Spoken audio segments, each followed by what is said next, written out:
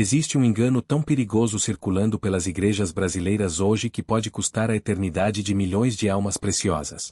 Uma mentira disfarçada de graça, uma falsa segurança que tem enganado até mesmo os mais sinceros buscadores da verdade.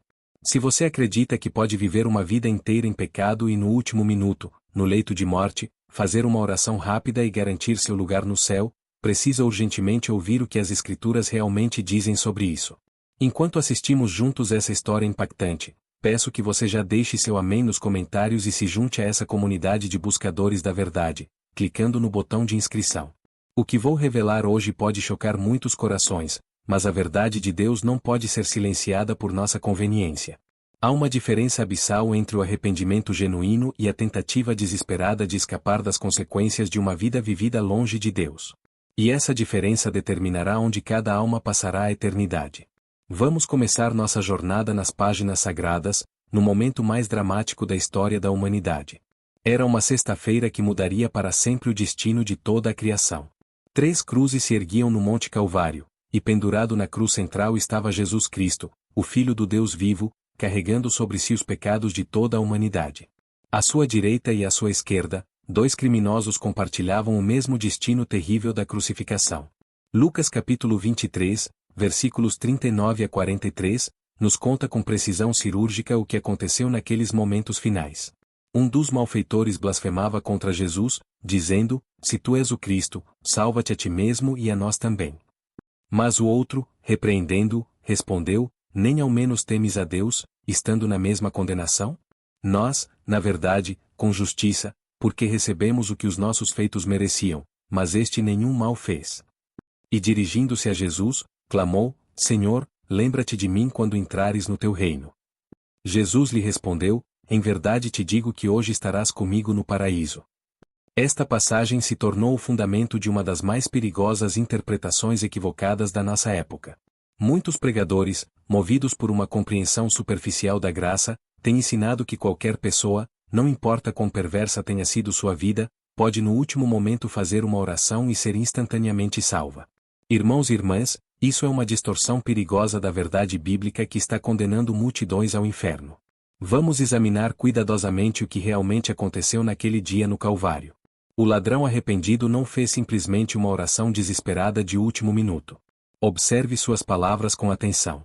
Primeiro, ele demonstrou temor a Deus: "Nem ao menos temes a Deus?" Segundo, ele reconheceu sua culpa e a justiça de sua punição: "Nós, na verdade, com justiça, porque recebemos o que os nossos feitos mereciam." Terceiro, ele reconheceu a inocência e a divindade de Jesus: "Mas este nenhum mal fez e quando entrares no teu reino." Quarto, ele se humilhou completamente diante de Cristo: "Senhor, lembra-te de mim." Este não foi um arrependimento de conveniência, mas uma transformação genuína do coração, uma revelação divina que aconteceu naquele momento. O Espírito Santo abriu os olhos daquele homem para que ele pudesse ver Jesus não como outro condenado, mas como o Messias, o Rei dos Reis. Esse ladrão passou por uma conversão real, não uma manipulação emocional de último minuto. A diferença é crucial, e milhões de almas estão em perigo porque não compreendem essa distinção. O arrependimento verdadeiro, como nos ensina 2 Coríntios capítulo 7, versículo 10, produz uma salvação da qual não há arrependimento. É uma mudança radical da mente e do coração, um reconhecimento profundo do pecado e uma volta genuína para Deus. Mas vivemos em uma geração que transformou a graça de Deus em licença para pecar.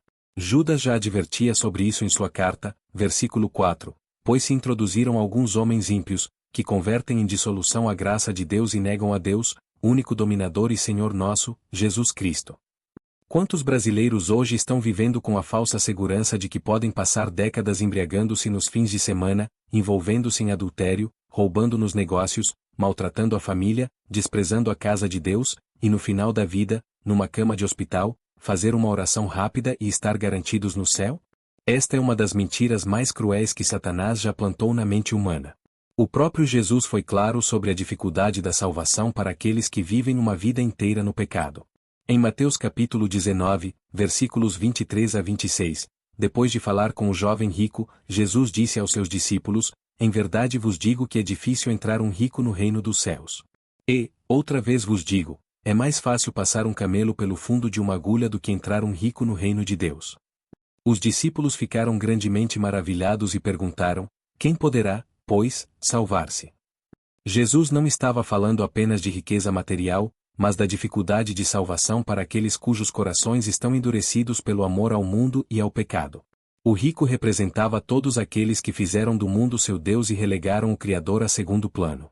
A Escritura nos ensina em Provérbios capítulo 1, versículos 24 a 28, palavras que deveriam fazer tremer todo aquele que brinca com a salvação, mas, porque clamei e recusastes, estendi a minha mão e não houve quem desse atenção, antes rejeitastes todo o meu conselho e não quisestes a minha repreensão, também eu me rirei na vossa desgraça e zombarei, quando vier o vosso temor.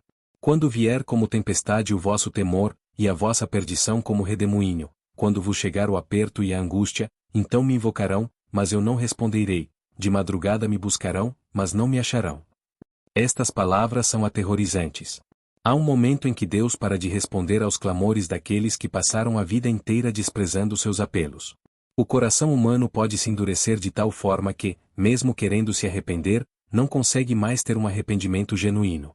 Paulo nos adverte em Hebreus capítulo 6, versículos 4 a 6, sobre uma condição espiritual terrível, aqueles que uma vez foram iluminados, e provaram o dom celestial, e se tornaram participantes do Espírito Santo, e provaram a boa palavra de Deus e as virtudes do século futuro, e recaíram, é impossível outra vez renová-los para arrependimento, pois de novo crucificam o Filho de Deus e o expõem ao vitupério. Irmãos, não estou pregando salvação pelas obras, mas estou alertando contra a terrível ilusão de uma graça barata que não transforma vidas. Tiago capítulo 2, versículo 17, nos ensina que a fé, se não tiver obras, é morta em si mesma. Uma fé que não produz frutos de arrependimento não é fé salvadora. Olhem para os nossos dias. Nunca na história da humanidade tivemos tanto acesso à palavra de Deus. Cada brasileiro pode ter uma Bíblia em casa, pode ouvir pregações pelo rádio, pela televisão, pela internet 24 horas por dia. Nunca houve tantas igrejas, tantos pastores, tantos recursos para conhecer a verdade. E mesmo assim, nossa sociedade está mergulhada no pecado de forma jamais vista. Será que não estamos vivendo exatamente o que Paulo profetizou em 2 Timóteo capítulo 3, versículos 1 a 5? Sabe, porém, isto, que nos últimos dias sobrevirão tempos trabalhosos, porque haverá homens amantes de si mesmos, avarentos, presunçosos, soberbos, blasfemos, desobedientes a pais e mães, ingratos, profanos, sem afeto natural, irreconciliáveis, caluniadores, incontinentes, cruéis, sem amor para com os bons, traidores, obstinados, orgulhosos, mais amigos dos deleites do que amigos de Deus, tendo aparência de piedade, mas negando a eficácia dela. Esta descrição retrata perfeitamente nossa geração. Pessoas que têm aparência de piedade mas negam sua eficácia. Quantos frequentam igrejas aos domingos, cantam hinos, levantam as mãos, mas de segunda a sábado vivem como se Deus não existisse? Quantos acreditam que essa aparência religiosa lhes garantirá um bilhete para o céu? Jesus foi categórico em Mateus capítulo 7, versículos 21 a 23, nem todo que me diz, Senhor, Senhor, entrará no reino dos céus, mas aquele que faz a vontade de meu Pai, que está nos céus. Muitos me dirão naquele dia, Senhor, Senhor, não profetizamos nós em teu nome? E, em teu nome, não expulsamos demônios? E, em teu nome, não fizemos muitas maravilhas? E, então, lhes direi abertamente, nunca vos conheci, apartai-vos de mim, vós que praticais a iniquidade. Imaginem o horror desse momento. Pessoas que achavam que estavam salvas, que fizeram até milagres em nome de Jesus, ouvindo essas palavras terríveis, nunca vos conheci. Por quê? Porque praticavam a iniquidade. Viviam em pecado, mesmo exercendo dons espirituais. O arrependimento verdadeiro produz frutos visíveis. João Batista exigia isso daqueles que vinham a ele. Produzi, pois, frutos dignos de arrependimento, Mateus capítulo 3, versículo 8. Não basta dizer que se arrependeu, é preciso demonstrar através de uma vida transformada. Zaqueu é um exemplo perfeito. Quando Jesus entrou em sua casa, ele não apenas disse que se arrependia, mas imediatamente tomou ações concretas. Senhor, eis que eu dou aos pobres metade dos meus bens. Se em alguma coisa tenho defraudado alguém, o restituo quadruplicado. Lucas capítulo 19, versículo 8. Esse é o arrependimento que produz salvação. Mas quantos hoje estão esperando chegar aos 80, 90 anos para então acertarem as contas com Deus? Quantos pais e mães estão negligenciando sua salvação, achando que tem tempo de sobra para se converterem mais tarde? Esta é uma aposta com consequências eternas. A parábola das 10 virgens em Mateus capítulo 25 nos ensina sobre o perigo da procrastinação espiritual. 5 foram prudentes e se prepararam. 5 foram nécias e deixaram para a última hora. Quando o noivo chegou, as nécias imploraram: Senhor, Senhor, abre-nos. Mas a resposta foi terrível: em verdade vos digo que vos não conheço. O tempo é o recurso mais escasso que possuímos. Tiago capítulo 4, versículo 14, nos lembra: digo-vos que não sabeis o que acontecerá amanhã. Que é a vossa vida? É um vapor que aparece por um pouco e depois se desvanece. Quantos brasileiros morreram no último ano sem aviso prévio? Acidentes de trânsito, infartos, derrames, violência urbana. A morte não avisa quando vai chegar. E depois da morte, já não há mais oportunidade de arrependimento. Hebreus capítulo 9, versículo 27, é claro: e, como aos homens está ordenado morrerem uma vez, vindo, depois disso, o juízo. O inferno não é uma invenção medieval para assustar as pessoas. É uma realidade bíblica aterrorizante que Jesus mencionou mais vezes do que qualquer outro assunto. Em Marcos capítulo 9, versículos 43 a 48, Jesus disse: e, se a tua mão te escandalizar, corta-a. Melhor é para te entrares na vida aleijado do que, tendo 2 mãos, ires para o inferno, para o fogo que nunca se apaga, onde o seu bicho não morre, e o fogo nunca se apaga. Esta linguagem não é metafórica, é literal. O inferno é um lugar real de tormento eterno para aqueles que rejeitam a salvação oferecida por Jesus Cristo. E não há segunda chance após a morte. A única oportunidade de salvação é agora, nesta vida. Paulo nos exorta em 2 Coríntios capítulo 6, versículo 2, eis aqui agora o tempo aceitável, eis aqui agora o dia da salvação. Não amanhã, não no leito de morte, não quando você se sentir pronto. Agora. O arrependimento genuíno não pode ser adiado porque ninguém sabe se terá condições mentais e espirituais para se arrepender sinceramente no futuro. O coração pode se endurecer como o de Faraó, que mesmo vendo milagres impressionantes, continuou resistindo a Deus até sua destruição total. Jeremias capítulo 10, versículo 23, nos ensina: sei, ó Senhor, que não é do homem o seu caminho, nem do homem que caminha ao dirigir os seus passos. Nós não controlamos nem mesmo nosso próximo batimento cardíaco, quanto mais o momento de nossa morte. A salvação não é um seguro de vida que você pode contratar no último minuto. É um relacionamento que precisa ser construído e cultivado ao longo da vida. Jesus disse em João capítulo 10, versículo 27, as minhas ovelhas ouvem a minha voz, e eu conheço-as, e elas me seguem. Conhecer implica relacionamento, intimidade, tempo juntos. Como pode alguém que passou décadas fugindo de Deus, tapando os ouvidos aos seus chamados, endurecendo o coração contra sua voz, de repente ter um arrependimento genuíno? É possível? Com Deus, tudo é possível. Mas é extremamente perigoso apostar nisso. O rei Saul é um exemplo trágico de alguém que perdeu suas oportunidades. Mesmo sendo ungido por Deus, sua desobediência contínua levou o Senhor a dizer através de Samuel: já não te levantarás outro rei, e o Senhor rasgou, hoje, de ti o reino de Israel e o deu ao teu próximo, que é melhor do que tu. 1 Samuel capítulo 15, versículo 28. Judas Iscariotes teve 3 anos e meio ao lado de Jesus, viu todos os milagres, ouviu todos os ensinamentos, mas quando chegou o momento da decisão final, escolheu 30 moedas de prata em lugar do Salvador. Seu remorso não foi arrependimento verdadeiro, foi apenas desespero pelas consequências de sua escolha. A Bíblia registra vários casos de pessoas que tiveram múltiplas oportunidades e as desperdiçaram. O povo de Israel no deserto viu milagres diários durante 40 anos, mas mesmo assim murmurava e se rebelava. A maioria daquela geração morreu no deserto sem ver a terra prometida. Hoje, muitos estão cometendo o mesmo erro. Recebem bênçãos de Deus diariamente, o ar que respiram, a comida que comem, a família, o trabalho, a saúde, mas vivem como se tudo isso fosse fruto de sua própria capacidade. Esquecem-se de que toda boa dádiva e todo dom perfeito vem do alto, descendo do Pai das luzes, Tiago capítulo 1, versículo 17. A ingratidão é um dos sinais mais claros de um coração endurecido. Romanos capítulo 1, versículos 21 e 22, descreve o processo de degradação espiritual, porquanto, tendo conhecido a Deus, não o glorificaram como Deus, nem lhe deram graças. Antes, em seus discursos se desvaneceram, e o seu coração insensato se obscureceu. Dizendo-se sábios, tornaram-se loucos. Esta é uma descrição perfeita da sociedade brasileira contemporânea. Uma nação que já foi cristã, que conhece a Deus, mas escolheu outros deuses, o dinheiro, o prazer, a fama, o poder.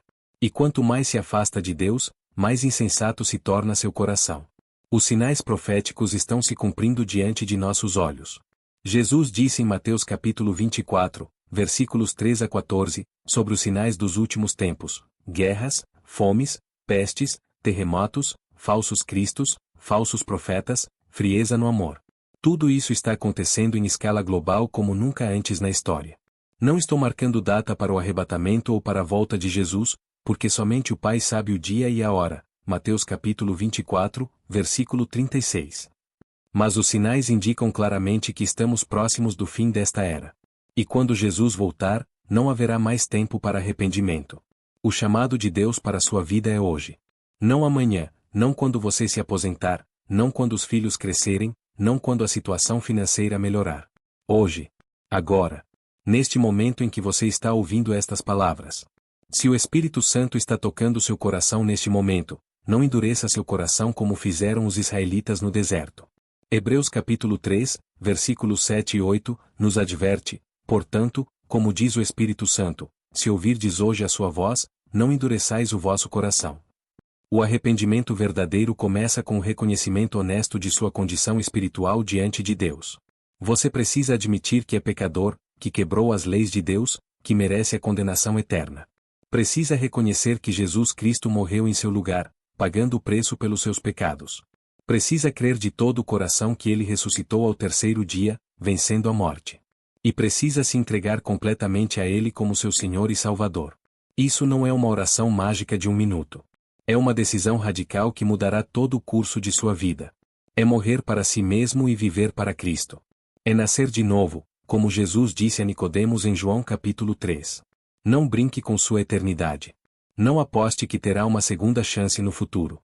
Não confie na falsa esperança de um arrependimento de última hora. As estatísticas mostram que a maioria das pessoas que não se convertem na juventude ou na idade adulta jamais se convertem na velhice. O coração humano é como o cimento. Quanto mais tempo passa, mais duro fica.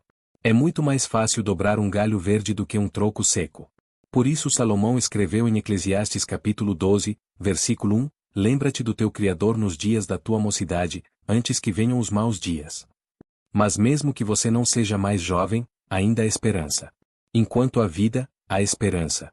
Mas não deixe para amanhã o que Deus está lhe chamando para fazer hoje. O amanhã pode nunca chegar. A eternidade é longa demais para estar errado, e a vida é curta demais para adiar a decisão mais importante que você jamais tomará. Você vai passar bilhões e bilhões de anos em algum lugar, ou no céu com Jesus, ou no inferno longe dele. Sua decisão hoje determinará onde você passará a eternidade. Se esta mensagem tocou profundamente seu coração, se Deus falou com você através desta palavra, não deixe esse momento passar. O Espírito Santo pode estar lhe dando a última oportunidade de se arrepender verdadeiramente e entregar sua vida a Jesus Cristo. Ore agora, do fundo do seu coração: Jesus, eu reconheço que sou pecador e que preciso de ti. Creio que morreste na cruz pelos meus pecados e ressuscitaste ao terceiro dia. Te aceito como meu único Senhor e Salvador. Perdoa todos os meus pecados e transforma minha vida. Eu me entrego completamente a ti, para te servir todos os dias da minha vida. Amém. Se você fez essa oração com sinceridade, parabéns. Você acaba de tomar a decisão mais importante de sua vida. Agora precisa buscar uma igreja séria, ler a Bíblia diariamente, orar constantemente e viver uma vida que honre o nome de Jesus. Se esta mensagem impactou sua vida e abriu seus olhos para verdades eternas que você não havia compreendido antes, peço que demonstre sua gratidão deixando um like neste vídeo. Compartilhe esta mensagem com seus familiares e amigos que também precisam ouvir essa verdade urgente. Inscreva-se no canal e ative o sininho para não perder as próximas revelações que Deus tem preparado para nós. E se esta palavra tocou seu coração de tal forma que você gostaria de participar desta obra de evangelização, deixando uma oferta voluntária de coração, valeu demais como apoio de fé para que possamos continuar levando a palavra de Deus a milhões de brasileiros, ficaria muito grato. Mas deixe claro que sua doação deve vir exclusivamente do coração, como uma expressão de gratidão a Deus pela mensagem que recebeu, nunca por obrigação ou pressão. Que o Senhor Jesus abençoe ricamente sua vida, transforme seu coração e lhe dê forças para viver cada dia para a glória do seu santo nome. Em nome de Jesus, amém.